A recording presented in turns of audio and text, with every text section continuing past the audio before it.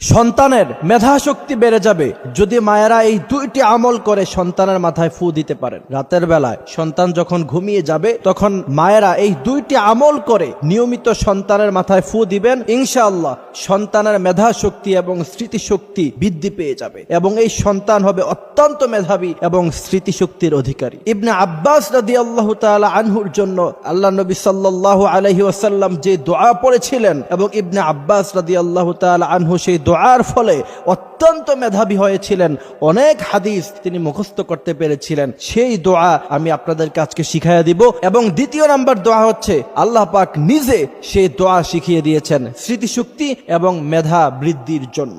সেই দুই দোয়ার মধ্য থেকে প্রথম দোয়া হলো হযরত ইবনে আব্বাস রাদিয়াল্লাহু তাআলা আনহুর মেধা এবং স্মৃতিশক্তি খুব বেশি একটা ছিল না। আল্লাহ নবী সাল্লাল্লাহু আলাইহি ওয়াসাল্লাম হযরত ইবনে আব্বাসের জন্য তখন দোয়া করলেন, আল্লাহুম্মা ফাক্কিহু ফিদ্দীন, হে আল্লাহ আপনি ইবনে আব্বাসের ইলমে ফিকহের জ্ঞান বাড়িয়ে দেন। এই দোয়া যখন ইবনে আব্বাস রাদিয়াল্লাহু তাআলা আনহুর জন্য আল্লাহ নবী সাল্লাল্লাহু আলাইহি ওয়াসাল্লাম করলেন, তখন থেকে দেখা গেল ইবনে আব্বাস রাদিয়াল্লাহু তাআলা আনহুর মেধা এবং স্মৃতিশক্তি দিন দিন বৃদ্ধি পেল। এক পর্যায়ে এসে হযরত ইবনে আব্বাস রাদিয়াল্লাহু তাআলা আনহু অত্যন্ত মেধার অধিকারী হয়ে গেলেন। সুবহানাল্লাহ।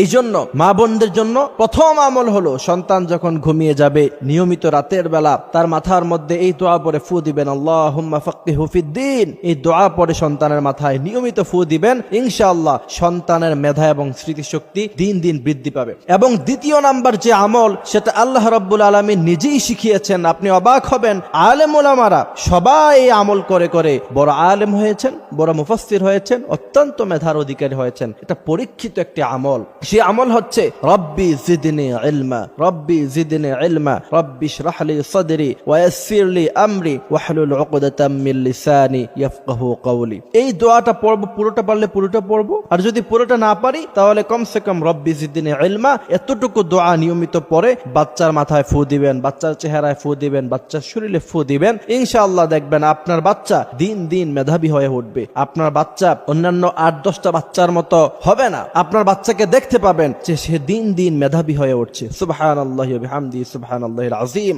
আজকে মেধা বৃদ্ধির জন্য আমরা অনেক ধরনের খাবার খাওয়াই, মেধা বৃদ্ধির জন্য আমরা অনেক সময় অনেক ধরনের মেডিসিন বাচ্চাদের জন্য ইউজ করি, বাট কিছু আমল আছে যে আমলগুলি করলে পরে রাসূল করিম সাল্লাল্লাহু আলাইহি সাল্লাম বলছেন মানুষের মেধা বৃদ্ধি পায়। এই আমলটি শুধুমাত্র বাচ্চাদের ক্ষেত্রে করবেন বিষয়টি এমন নয়, আপনাদের নিজেদেরও যাদের মেধা স্মৃতিশক্তি কম, অনেক সময় দেখা গেছে যে স্ত্রী বাজার আনতে বলছে, কি আনতে বলছে ভুলে গেছে, আবার স্বামী ফোন করে একটা কথা বলছে স্ত্রীকে ভুলে গেছেন, সেক্ষেত্রে আপনারা নিয়মিত আমলটি করতে পারেন। রব্বি জিদনি ইলমা, রব্বি ইশরাহ লি সাদরি ওয়া